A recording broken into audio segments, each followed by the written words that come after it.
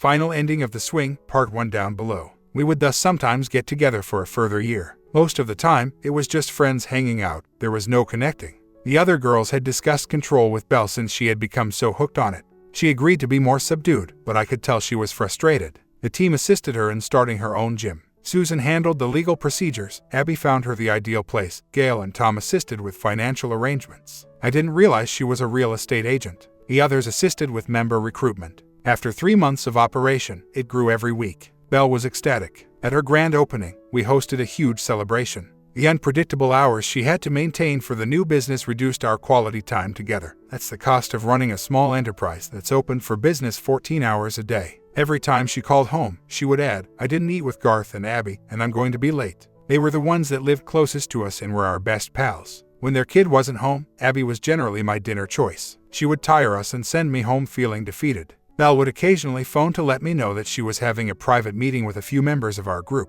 I would then go over and assist them with christening a few of the computers. I couldn't help but think Belle was a little preoccupied. She occasionally arrived home after I had gone to bed. When I woke up, I would hear her taking a shower and wonder who she had trained that evening.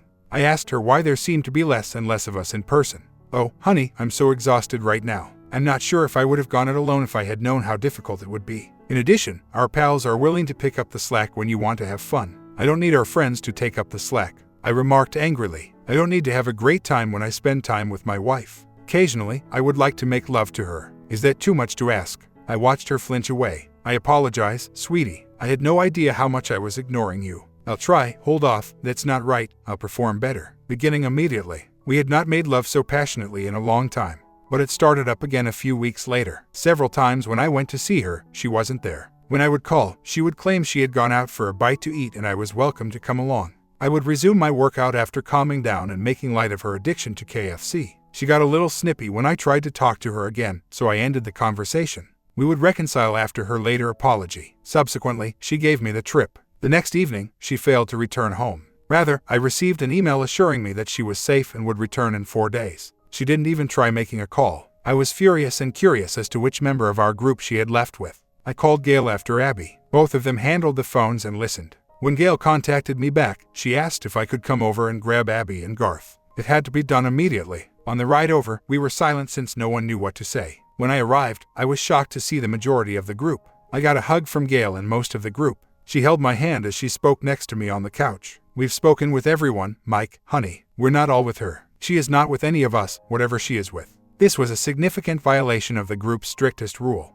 No playing with people who are not part of the group. It not only threw off the dynamics of the group but also exposed us to the risk of illness, irate spouses, or unnecessary publicity. Being a lawyer, Susan raised her voice. "As you are aware, this implies that we will have to deny you access to group activities until your condition improves. We're still your friends, though, Mike. First and foremost, we must identify him and evaluate his potential for harm to us." You say she mentioned the Bahamas. I gave a nod. "All well, then. Hudson, her spouse, has a close friend who works in international law and is somewhat of an authority on safeguarding funds through offshore accounts. He has already gotten in touch and sent him a photo. If she's in the Bahamas, we can find out who she's with and when she gets off the plane. Please give us 24 hours. She called me at work at noon the following day. Wow, she was quick. I'll email you a few pictures. Please return my call." I shut down my workspace and opened the attachment by clicking on my email. In the first, Belle was seen stepping off a commercial aircraft this afternoon. It seemed that she was alone herself. She was being greeted with a big kiss from someone else, but it was a back shot.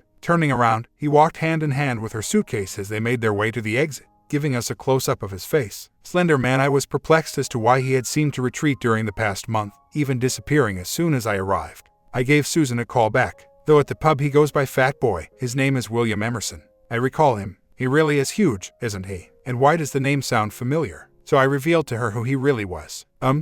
This could alter how we react. It's likely that he has personal connections. Additionally, I believe he's rather well off, so we can't scare him with money. He might not desire attention, though, like most famous people. Have you considered what you want to do? I was furious. Indeed. Prepare the official separation paperwork and serve her as soon as the plane lands. Give him a set in order to distance your affection. It will probably come to nothing, I know, but it will make him think. I wanted to frighten them, not to actually file them. What else ought I to do? Do you want the house if this plan goes south? Not really. More land and fewer houses would have pleased me. After that, leave as soon as you can. Less than 2 days remain for you. Take some time off and change your phone number. It's effective psychological warfare. I'll file the paperwork and my office will be the point of contact. If you two are unable to reconcile, what would you think about money? Directly in the center. She gave me both emotional and financial assistance when I launched my own company. When it was her turn, I followed suit. But I need you to become a wolf, Susan, if she desires more than what's just a hugely fanged silver alpha female, okay? Her laughter gave me shivers. Be at ease, honey. I'm capable of a bee. I watched it live on my screen after having a man record it for me. As they left hand in hand, they were immediately confronted with the papers. The server was wired, too.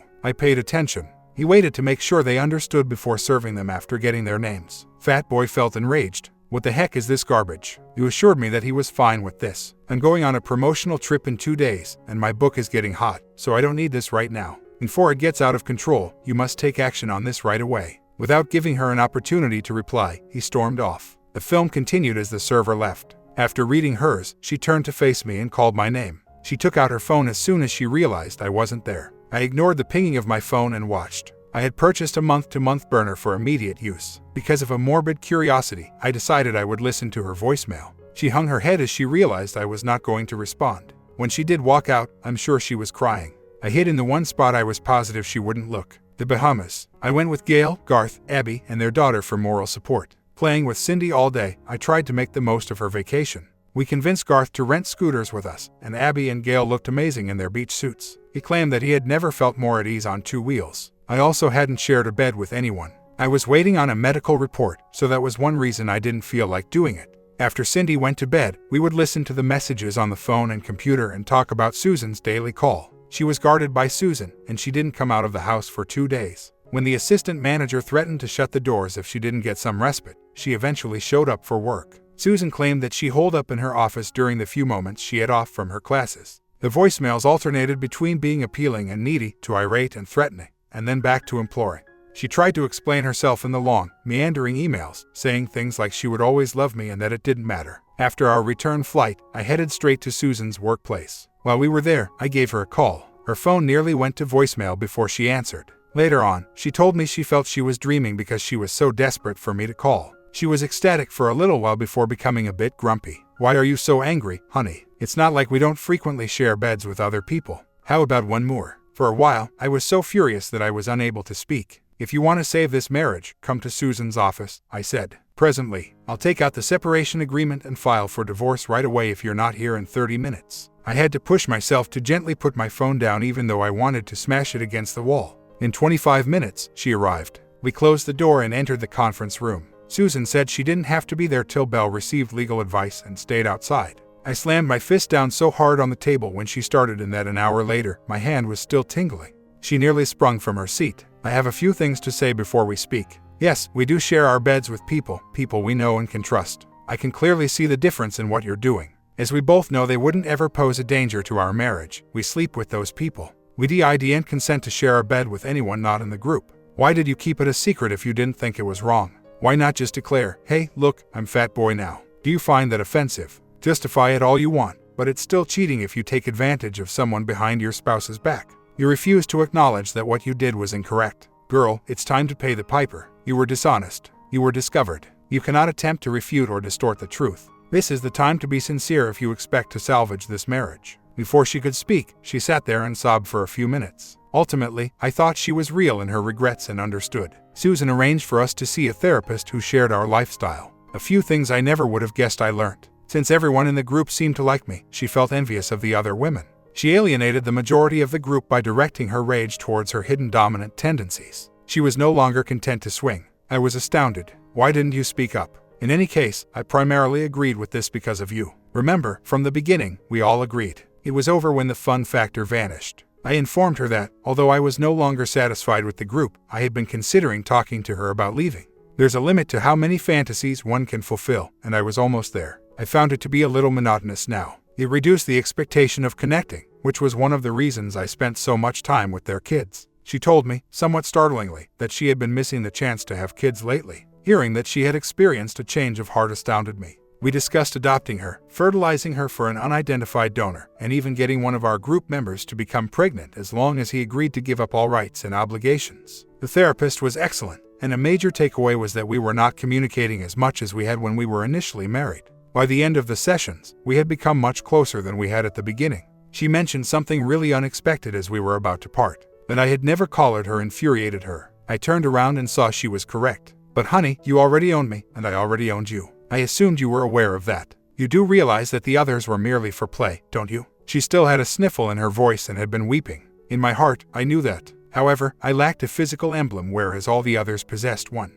And don't assume that they treated it as a game. If you had given the order, I'm fairly sure Iris and Alice would have left their husbands right away. Whether you knew it or not, what you did to those two was extremely powerful. I went out right after the sessions and got a nice, thick gold neckband that was set with an emerald and 2 diamonds. Property of Mike was written within. I had effectively subdued her and gained control over her with my devices. I wrapped it around her neck and secured it when she fainted. I had to take it off in order for it to come off. I took off the shackles and gave her a hug. The following morning, she woke me up with a scream. When I hurried into the toilet, I discovered her sobbing like a baby and on her knees, holding her necklace. When I showed her a photo of the inscription, she had nearly stopped. She got back up. She later inquired as to how it appeared. It didn't, I informed her, unless I wanted it to. Before coming to me, she wore it for 2 weeks. This collar is my most treasured item, honey, second only to you. I can't teach in it, honey, though. I swear, after class is over, I'll put it back on immediately. Since I could comprehend, I demonstrated how to remove it for her. When our tests proved negative, everyone in the group exhaled a sigh of relief. We declared our intention to quit the group while standing and holding hands at the following full meeting.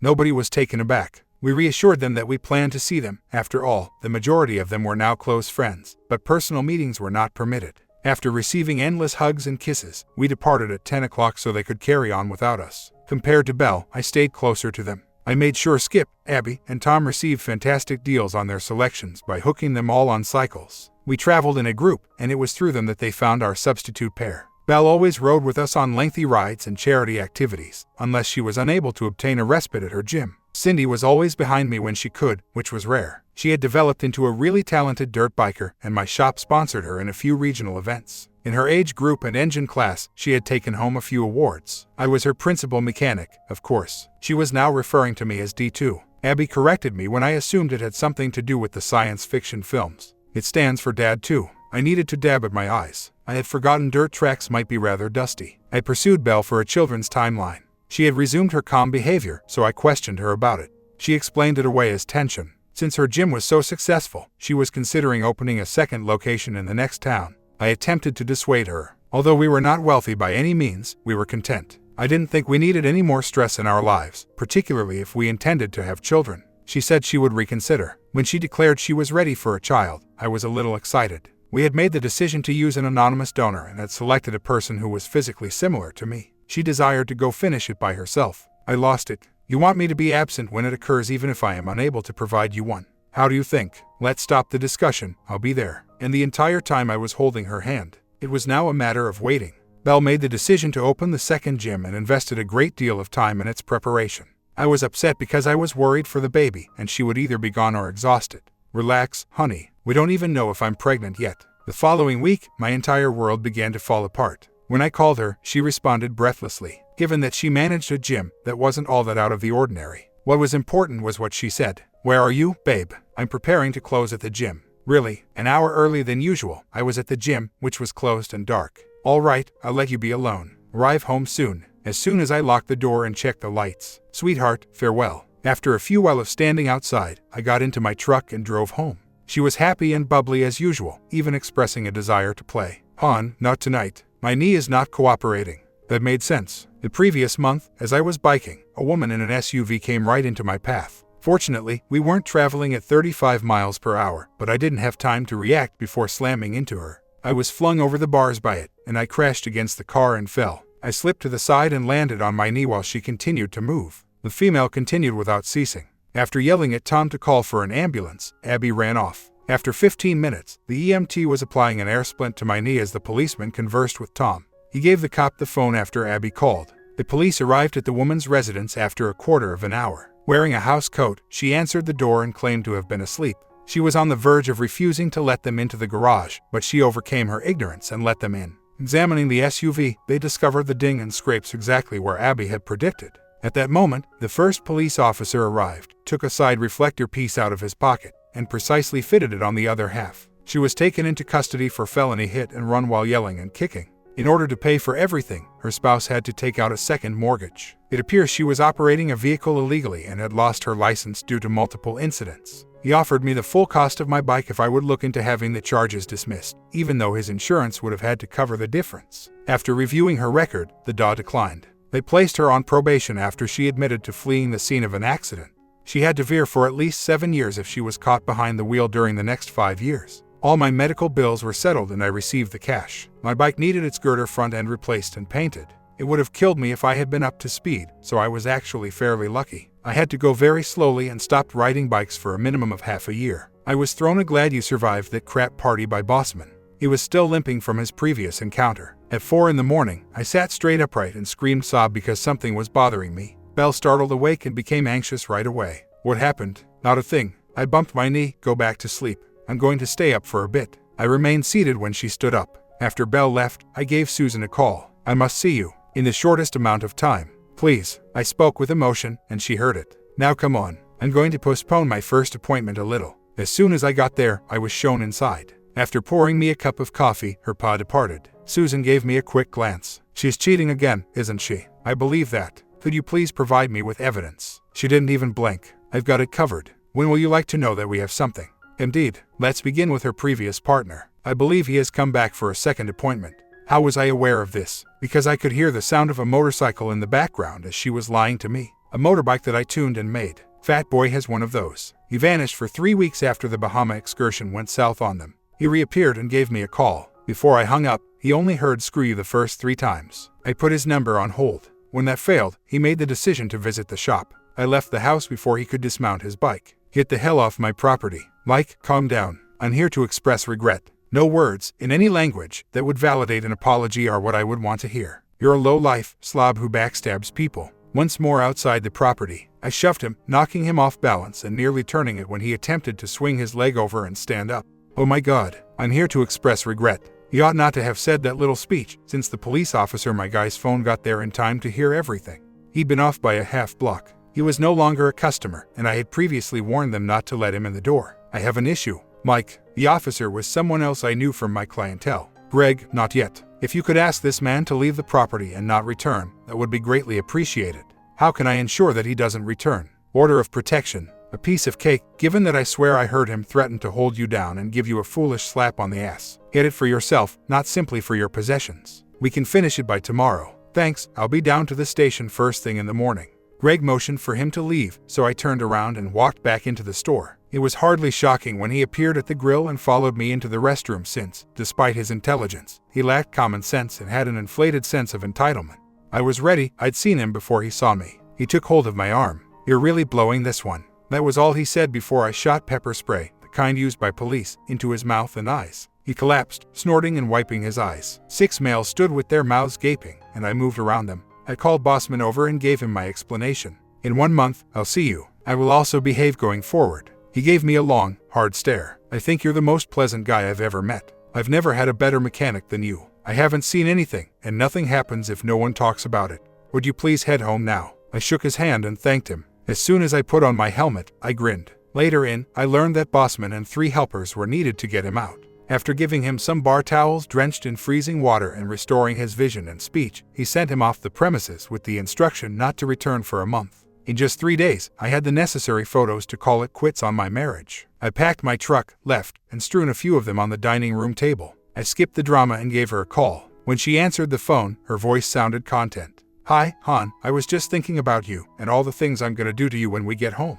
Okay, Belle, you'll have to ask Fat Boy to perform them going forward. Put the BS away. Yes, I am aware. I've left you a few images. Belle, we're done. Hopefully this is what you wanted. Don't try to screw me. I'm still going to offer you 50-50. Hire an attorney, ask him to give Susan a call, and end the matter. Don't make any calls or visit. I'd like to hear nothing from you. By the time I hung up, she was calling out my name. She would not, of course, just let it go, and before we made up, we danced for about 9 months, during which she begged me to return. I declined counseling, citing my initial experience. My leg had healed by the time it was over, so I took 2 weeks off, got back on my freshly painted Sportster, and headed to Sturgis for Bike Week. I went with Abby and Garth, and we had a great time. For 5 days, we were in each other's room. We were not violating any regulations. The club had kind of vanished. Tanya and her husband, Susan and Hud, and a new couple I had never seen, I believe were the only ones still alive. Abby went mostly topless for the majority of the week after winning a wet t-shirt competition. When you came up close, it appeared to be a t-shirt pulled up, but it was actually just painted flesh that the woman had a guy paint on her chest. She got away with it for 7 hours until someone complimented her wreck and a police officer forced her put something on. By the end of the week, Garth and I looked like we had road rash from her excitement. Susan contacted me when we arrived home, saying I really wanted to look at a box she had for me. I headed directly to her office. "It's been opened," she declared, adding, "Belle told me I could read it. Enter the meeting room for a little solitude." Belle had written a 3-page letter that I had to read first. "Mike, sweetheart, I truly apologize for what I did to you. The first time Gail informed me about her club, I felt like we were doomed. I know you weren't all that excited about it, but I rode you along with my excitement. I believe that we would have survived till that evening with Chris and Eric even after we got started. You have no idea how envious I was of you when you let Alice and Iris out, and how they tripped over themselves to win your approval. It was an addiction that I was unable to kick, I realize that shocks you. And at last, I gave into it. All it took was a little time to train Fat Boy to be a submissive. He was a natural. I traveled to the Bahamas for that reason. The hotel where we stayed was hosting a seedy convention. When I was waited on at the airport, I was still feeling really happy. Even though I knew at that point that I had probably already lost you, I vowed to return. And I tried, even though I was exhausted. Everything was going well until Fat Boy showed up one evening while I was worrying about trying to conceive. It's not that I hadn't locked the door, everyone had left. He dropped on his knees, licked and kissed my shoes, and pleaded for me to take him back. I should have left at that point, but I persisted in the hope that things would change or remain a secret. I've heard how you solved the problem. Isn't it usually the tiny things that reveal your true colors? That's my admission and my apologies. Too little, too late. I will always love you and I will always be angry with myself for shattering our hearts. Locate a deserving girl and begin a comfortable, typical life together. Adopt a child and teach him or her to emulate you by being a lovely, loving, and caring person. Belle. In a few spots, there were patches that I was very certain were tear-stained. A couple of pictures featured Fat Boy wearing panties and a pink corset. She expressed her desire for me to have anything to comfort him. Additionally, a check for half of the earnings from her dungeon shows that had been stashed away in an offshore bank was included. Belle did become pregnant, but not through medical intervention. She didn't want me at the clinic since she knew the boy was hers. Going was not necessary. After relocating, she continued to operate her dungeon performance in New York. She followed quietly and submissively. She still has him, as far as I can tell. I am aware that I occasionally come across them in magazines or at some other event. She always has a gorgeous appearance. I saw her during her mother's funeral. At close range, she appeared exhausted and gaunt, looking older than her years. Though I wouldn't have yelled at her, we never spoke. I did write her a note, telling her that if nothing else, she had to look after herself for her son. I never heard back from the email. Hud and Susan retired and relocated to the Bahamas, of all places. She handed me her collar as a memento of her when I attended their farewell celebration. Actually, I did manage to get a handful of them back at some point. Chris gave Iris an STD as a parting gift before she kicked him out after I told her about his covert career. Brokenhearted, she spent several months living with me, and even after the doctor gave her the all-clear, we never shared a bed. I wasn't the dominant man she needed. After I presented her to Bossman, he grabbed her hand and refused to release it. They both appear to be very pleased despite their different ages. She now assists with the bar, and he occasionally makes threats to return her while maintaining a hard grip on her hand. He was a rather demanding man, she told me afterwards, but she was doing her hardest to meet his expectations. He thanked me for teaching her one night after having a few drinks, which was rare for him.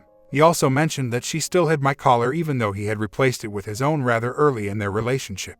I hired Helen to manage my inventory and mail-order parts business after we left the club, among my wisest decisions to date. Before long, she had my entire team lining up, afraid that she would rip them a new one if they utilized a part and didn't complete the paperwork correctly. She stayed behind when Skip took a transfer since I gave her a good wage. Despite her lack of awareness or involvement, he continued to attempt to swing. After she caught him twice, she took him back, but the third time was lucky. She and her kid moved in with me after they sold their home. I was beginning to notice a pattern. Before she met the sales manager of our main supplier, they stayed for 8 months. They had exchanged emails and phone conversations, frequently becoming agitated over availability and cost. Love was felt right away. I told her I had to get a hell of a nice deal when they got married and moved away. Just before she departed, she handed me her collar, stating it was enough because she had the memories. During her entire stay, we had never shared a kiss. Something felt off. When his employer invited Tom to lead its new West Coast branch, it was a major promotion for him. His buddies threw them a farewell party, myself included.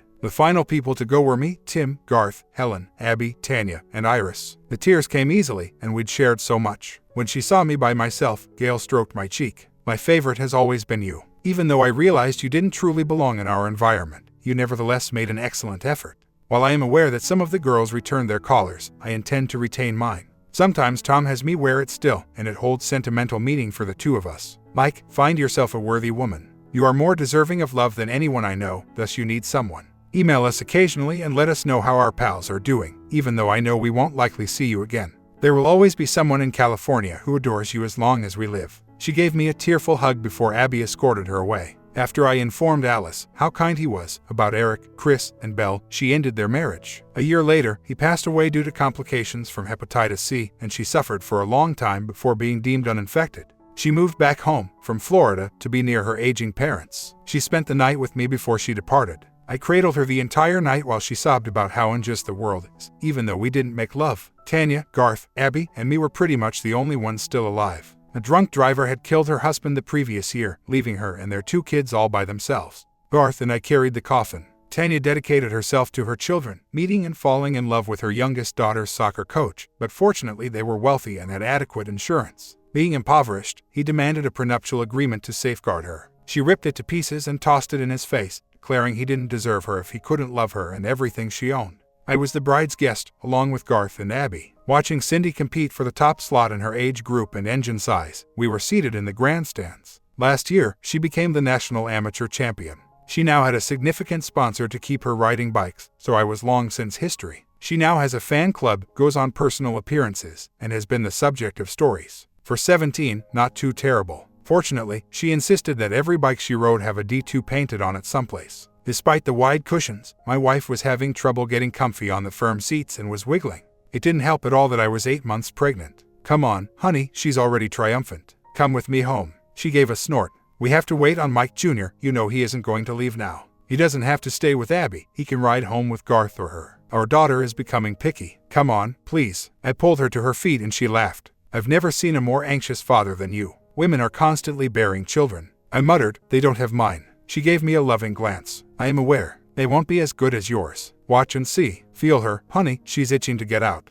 What then happened to an infertile man who had a son and presumably a daughter? It is only divine providence that I can think of. Ellen's final task was to find a successor. Before she finally found the appropriate candidate, she must have interviewed 20. Myra was a fiery redhead girl who had been toughened up by society. His number came up in a little dusty valley halfway across the world, leaving her and her young boy behind. She was married to a career soldier. After accepting the insurance, she completed her final year of education and secured a respectable job. After 2 years of success, her company collapsed. She contemplated moving because she was in a situation similar to everyone else's. After seeing our advertisement in the newspaper, she decided to apply since she thought she could do it. Helen immediately recruited her and gave her 3 weeks to learn how to handle angry bikers and vendors. By the 2nd week, everyone was afraid of her explosive little temper, but her smile was like a bright spot after a storm. Before long, everyone in her immediate vicinity, including me, was bending over backward to please her. As we became closer, she eventually had enough. She walked briskly into the office and shut the door. When will you ever have the courage to ask me out, Mike? I have taken all the necessary steps, save for wearing I'm interested sign around my neck. Why do you wait for this? You work for me, Red, and I know they like you a lot more and you're probably more valued than I am. I don't want to cause trouble. She gave a little stamp with her foot. You'll not make a mistake. I enjoy my work here. Thus, if things don't work out, we can part ways amicably. We'll move slowly if it does. Friday. I want to be treated like a queen, so pick me up at 7. It's true that we clicked. She moved in with me by the 6th month. Mike, her son, clicked too, which is why he ended up with Junior. She was much loved by Abby, and they grew close quickly. She assumed the role of the older sister and kept a close eye on her. She told her that she couldn't sleep because she wanted to see us together so much. The girls would sip their beverages and give us instructions while Garth and Cindy cooked one weekend while Junior and I cooked on the grill. Mike's feelings for Cindy were a combination of puppy love and hero worship.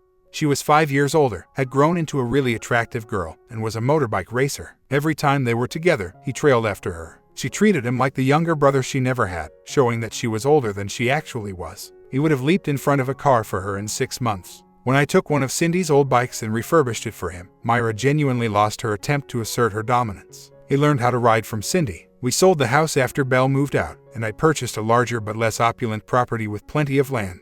After giving it a quick glance, Cindy cut it into pieces and gave him a basic education. He was competent, but lacked Cindy's ambition to be as good. Talking about all the sprains and fractured bones she'd had, she drove his mom insane. 4 months after we moved in together, I told her about my previous wife and lifestyle, with Abby and Garth's assistance. I believe she was slightly taken aback, but we all reassured her that it was a thing of the past for us all. After our trip to Sturgis, they never played with anyone else, claiming they could never match it. I didn't know how, but I felt compelled to tell her about my first marriage and the reasons it failed. When I asked Abby for guidance, she suggested that I leave it to her. While Garth and I sat on the balcony sipping beer and discussing Cindy's forthcoming season in a bigger engine class, she spoke with Abby. When they emerged, she smiled and fell onto my lap. She smiled broadly and planted a big kiss on me. Teasing, "Where's my collar? Hold yourself upright. I've got it in my pocket right now." As I reached inside my jacket pocket, a question mark appeared in her eyes. "I'm afraid a finger will have to suffice, as it's too little to wear around your neck.